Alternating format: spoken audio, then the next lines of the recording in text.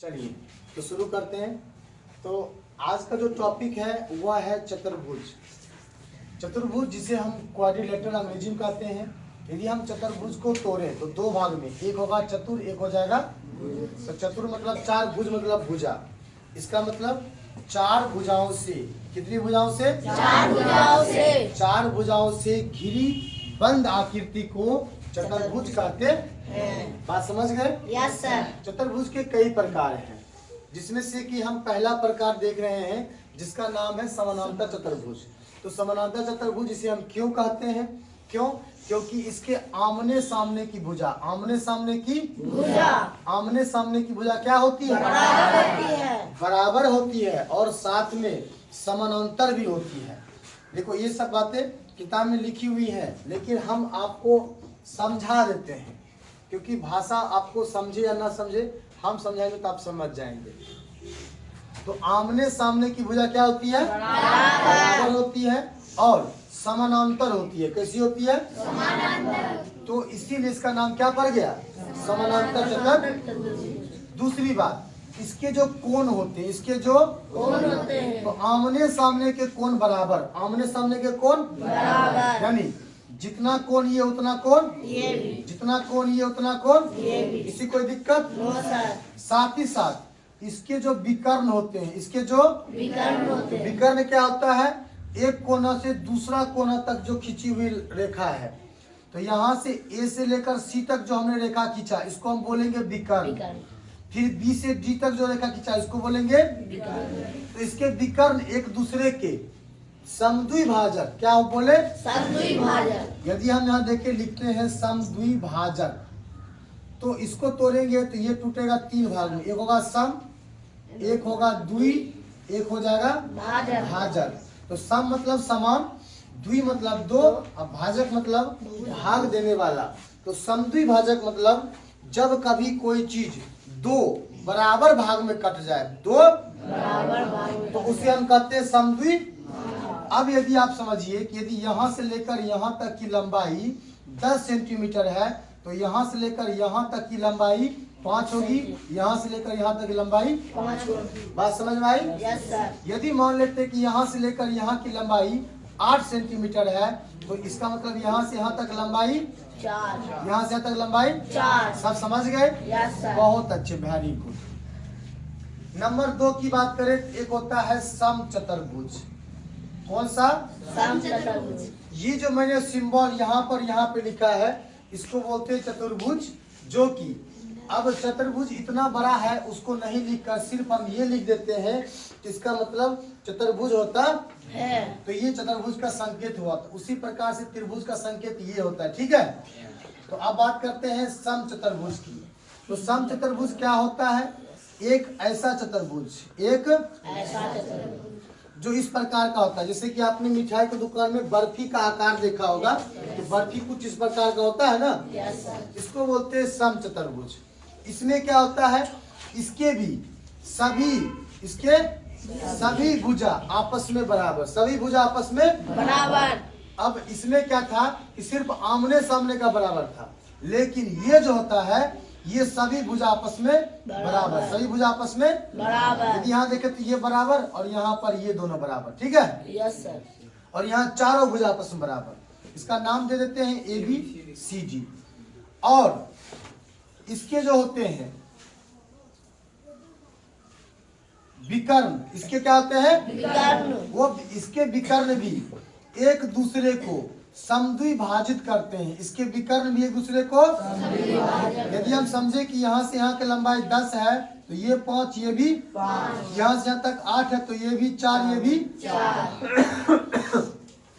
इसके साथ साथ इसके भी जो कोण होते हैं वो आमने सामने के कोण बराबर। आमने सामने के कोण बराबर। तो समचतुर्भुज में लगभग वो सभी गुण होते हैं जो समानांतर चतुर्भुज में होता है। एक प्लस पॉइंट इसमें ये जुट जाता है, इसके चारों भुजा आपस में क्या होते हैं? बराबर। जो कि इसमें नहीं होता है, जो कि इसमें। यदि आपको सवाल पूछ दे कि समचतुर्भुज और समानांतर चतुर्भुज में समानता और अंतर बताएं, यदि समानता की बात हो तो समानता की बात होगी तो कहेंगे आमने सामने की भुजा बराबर होती है, इसका भी बराबर, इसका भी बराबर। दूसरी बात, इसके विकर्ण एक दूसरे को समद्विभाजित करते हैं, यानी इसका भी विकर्ण आधा आधा करता है, इसका भी विकर्ण। इसके कुछ गुण और अलग हैं। अब अंतर क्या है? इसके सिर्फ आमने सामने का भुजा बराबर, लेकिन इसका सभी भुजा आपस में। और दूसरी बात, इसके जब विकर्ण काटते हैं ना, तो यहाँ पर बनने वाला जो कोण होता है वो अलग अलग हो सकता, लेकिन यहाँ बनने वाला सभी कोण 90 डिग्री होता है। कितना होता है? तो इसके जो विकर्ण है वह एक दूसरे को समकोण पर काटते हैं। कहाँ काटते हैं? बोलो, बात समझ में आ गया यहाँ तक? तो सम चतुर्भुज के जो गुण है वो लगभग लगभग यही है कि जो समांतर चतुर्भुज में है वह सभी गुण सम चतुर्भुज में भी होता है, और सम चतुर्भुज का कुछ गुण जैसे कि इसके विकर्ण एक दूसरे को समकोण पर काटते हैं, वह बात इसमें नहीं होता है। यह बात इसमें नहीं होता। अब यदि हम इसको समझ गए तो आगे बढ़ेंगे। नंबर 3 को देखेंगे। एक होता है आयत। क्या होता है? आयत, जिसको प्यार से हम अंग्रेजी में रेक्टेंगल कहते हैं, इसको हम रोम्बस कहते हैं,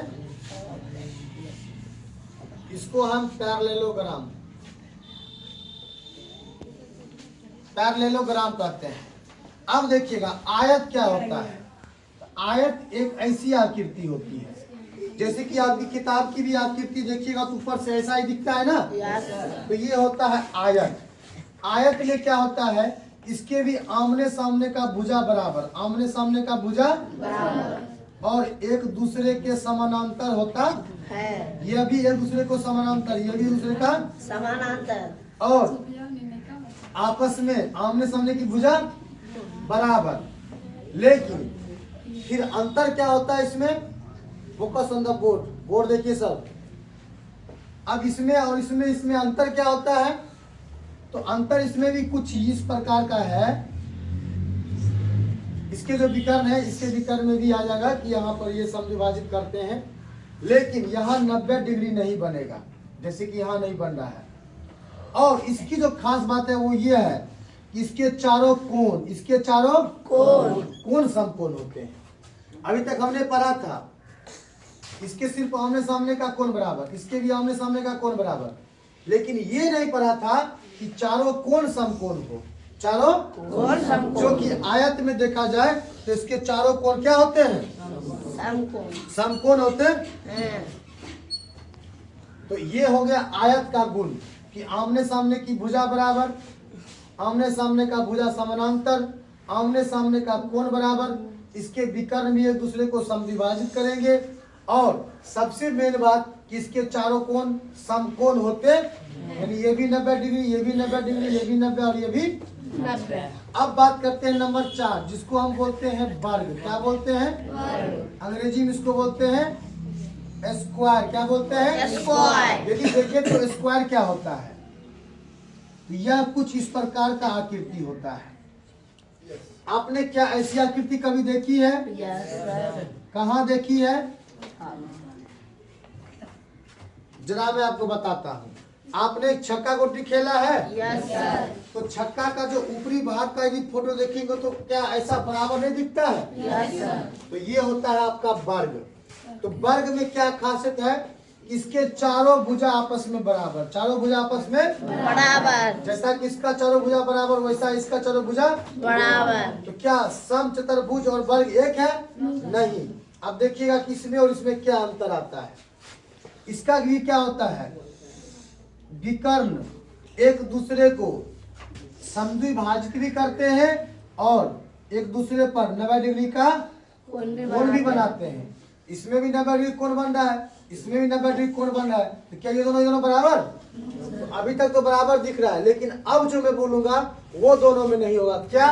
तो यहाँ पर इसके भी चारों कोण समकोण, इसके भी चारों कोण समकोण, लेकिन इसके चारों कोण समकोण नहीं है। तो सम चतुर्भुज और वर्ग में देखा जाए तो चारों भुजा बराबर, दोनों में चारों भुजा बराबर। उसके बाद इसके विकर्ण एक दूसरे का समद्विभाजक, तो इसके भी एक दूसरे का समद्विभाजक।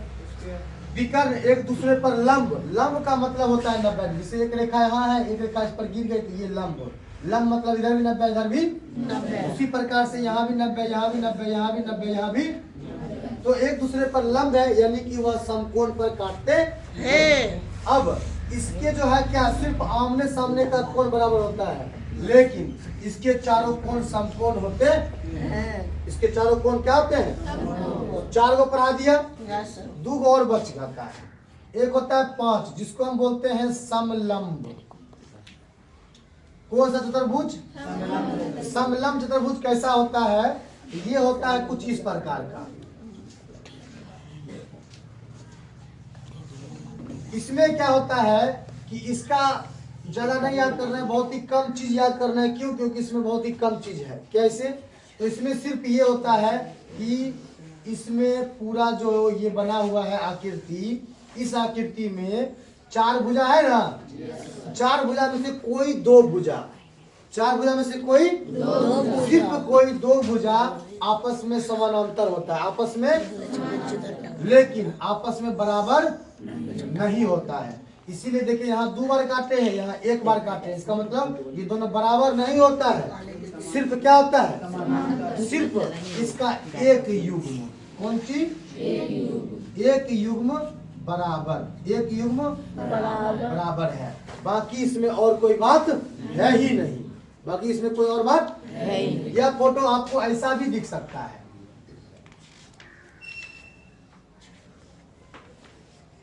तो कहिएगा सर इस फोटो में कहाँ पे बराबर है? तो ये देखो, ये वाला और ये दोनों भुजा, ये दोनों भुजा आपस में समानांतर है। इस फोटो में देखो, ये भुजा और ये भुजा आपस में समानांतर है। बाकी देखिए क्या ये और ये दोनों बराबर है क्या? ये बड़ा है, ये छोटा है। तो इसका फोटो आपको ऐसा भी दिख जाए, ऐसा भी दिख जाए, तो उसका नाम क्या दे देंगे? समलंब। एक होता है नंबर 6, जिसको हम बोलते हैं पतंग। आपने पतंग उड़ाई है? Yes sir. बहुत मजा आता है? Yes sir. चलो अच्छी बात है कि तुमको मजा भी आता है। पतंग को बोलते हैं काइट। पतंग को क्या बोलते हैं? काइट। क्या जब आपने पतंग को उड़ाई होगी तो आपने देखा होगा पतंग कुछ इस प्रकार का होता है? Yes sir. यस या नो? Yes sir. क्या आपने नहीं उड़ाया पतंग? सब उड़ाया है? कब उड़ाता है? मकर संक्रांति में उड़ाते हैं, और जब मन कर तब भी उड़ा सकते हैं, लेकिन हवा चलना चाहिए। नहीं? Yes sir. हवा नहीं चलेगी तो क्या पतंग उड़ेगी? No sir. नहीं उड़ेगी। तो देखिए ये है आपका पतंग। फोटो थोड़ा सा टेढ़ा भी हो जाए तो दिक्कत नहीं है, क्योंकि कलाकार तो नहीं ना है, टीचर है। तो पतंग बना दिया मैंने। Yes sir. इसमें क्या होता है? इसमें भी बहुत सिंपल चीज है कि इसका क्या गुण है कि इसका सिर्फ ये दोनों भुजा आपस में बराबर और ये दोनों भुजा आपस में बराबर, यानी ये ए से डी भुजा और सी से डी भुजा बराबर। मान लेते हैं कि ये 5 सेंटीमीटर तो ये भी 5 सेंटीमीटर, और ए से बी भुजा और बी से सी भुजा आपस में बराबर। यदि माने कि ये 6 सेंटीमीटर तो ये भी 6 सेंटीमीटर। किसी कोई दिक्कत? No sir. और इसके जो विकर्ण होते हैं, इसके जो विकर्ण होते हैं वो इस प्रकार के होते हैं। अब आप देख ही सकते हैं, यह विकर्ण बड़ा दिख रहा है, यह विकर्ण छोटा दिख रहा है, और ये एक दूसरे को समद्विभाजित नहीं करते हैं। क्यों? आप देख लीजिए ना फोटो में, ये यहाँ से यहाँ तक दूरी और यहाँ से यहाँ तक दूरी क्या बराबर है? No sir. इसका मतलब ये आपस में समद्विभाजित नहीं है। लेकिन एक चीज होता है कि यह भी समकोण पर काटता है। किस पे काटता है? समकोण पे काटता है। इस प्रकार से हमने ये सब चीज को देख लिया।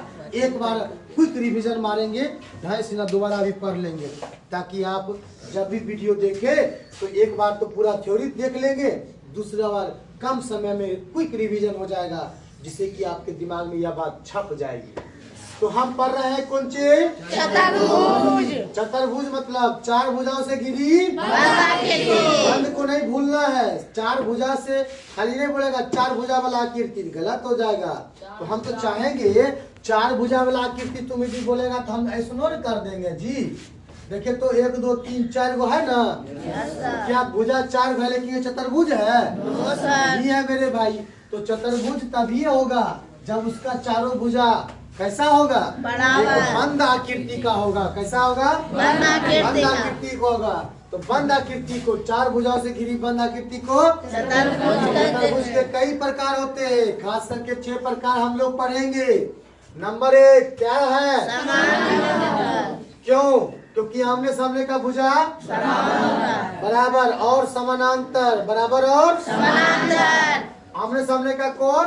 बराबर और इसके विकर्ण एक दूसरे का समद्विभाजक इसके विकर्ण एक दूसरे का समद्विभाजक। बात खत्म। आगे बढ़े। Yes sir. नंबर 2 में समचतुर्भुज। नंबर 2 में समचतुर्भुज चारों भुजा आपस में बराबर चारों भुजा आपस में बराबर विकर्ण एक दूसरे का लंब समद्विभाजक। विकर्ण एक दूसरे का लंब समद्विभाजक विकर्ण एक दूसरे का लंब समद्विभाजक। लंब का कहने का मतलब कितना पे काटेगा? 90 डिग्री पे 90 डिग्री को क्या बोलते हैं? लंबकोण। और समद्विभाजक मतलब क्या?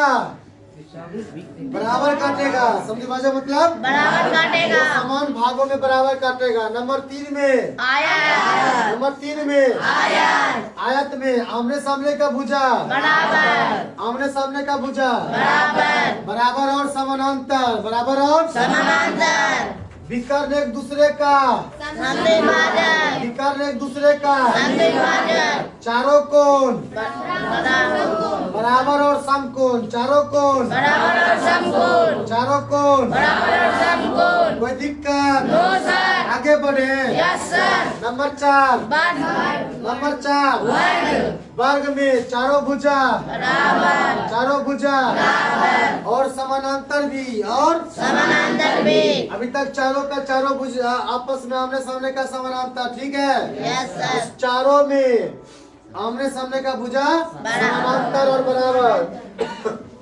इसके विकर्ण एक दूसरे को समद्विभाजित। इसके विकर्ण एक दूसरे को समद्विभाजक और एक दूसरे पर लंब। लंब मतलब एक दूसरे का समकोण बनाएगा ना। Yes sir. तो इसके विकर्ण एक दूसरे के लंब समद्विभाजक। तो लंब समद्विभाजक शब्द लिख देते हैं हम एक बार। लंब समद्विभाजक अंग्रेजी में परपेंडिकुलर बाइसेक्टर। अंग्रेजी में परपेंडिकुलर बाइसेक्टर। अंग्रेजी में परपेंडिकुलर बाइसेक्टर। हिंदी में लंब समद्विभाजक लंब मतलब कितना? समकोण। समद्विभाजक मतलब 2 बराबर भाग में। समद्विभाजक मतलब दो बराबर भाग में। समझ में आया? Yes sir. दिक्कत नो सर। जा रहा है? Yes sir. बहुत अच्छे। नंबर 5 में लंब समलंब। नंबर 5 में समलंब 5 में समलंब समलंब में कुछ नहीं, खाली एक लाइन। क्या? एक लाइन क्या चीज? एक युग्म। बराबर या गलती से लिख दिए हैं। यहाँ पर होना चाहिए एक युग्म समानांतर। पढ़ाई सही है, लिखने में गलती से लिख दिए। कोई बात नहीं, माय मिस्टेक, सॉरी। अब समलंब को फिर से पढ़ेंगे। तो समलंब का सिर्फ एक युग्म कौन चीज? एक युग्म कौन चीज? तो देखिए कितने भुजा? 4 युग्म मतलब जोड़ा। युग्म मतलब युग्म मतलब यदि 4 गए तो क्या को जोड़ा? क्या को जोड़ा? 4 गए तो क्या को जोड़ा? 2 गो में हम कितना बात कर रहे हैं? 2 में से कितना बात कर रहे हैं? जैसे देखेंगे आमने सामने का एक युग्म, यहाँ आमने सामने का एक युग्म। तो सिर्फ कोई भी ये चारों में से भुजा में से कोई सिर्फ 2 भुजा, चाहे या तो ऊपर नीचे वाला या तो चाहे अगली बगली वाला, चाहे ऊपर नीचे वाला या फिर सिर्फ एक युग्म क्या होगा? समानांतर। एक युग्म क्या होगा? चलिए नंबर 6 पढ़ते हैं मजेदार से। क्या नाम है? क्या नाम है? सबने देखा है? सबने उड़ाया है? बहुत मजा आया है? पढ़ ले। गुड। तो पतंग में भी कितने भुजा होंगे? 4 अब पतंग आकृति कुछ ऐसा होता है ना? ऊपर में थोड़ा छोटा, नीचे में थोड़ा बड़ा। तो ऊपर का दोनों भुजा आपस में बराबर ऊपर का दोनों भुजा आपस में बराबर। नीचे का दोनों भुजा आपस में बराबर। नीचे का दोनों भुजा आपस में, बराबर। और विकर्ण एक दूसरे का, समकोण। एक दूसरे पर लंब। क्या? लंब मतलब होगा समकोण, लंब मतलब समकोण। किसी कोई दिक्कत? सब पढ़ लिए? Yes, sir. आगे मजा? Yes, sir. बहुत अच्छे, ऐसे ही पर्दा से पढ़िए और आगे बढ़िए। धन्यवाद। चलिए।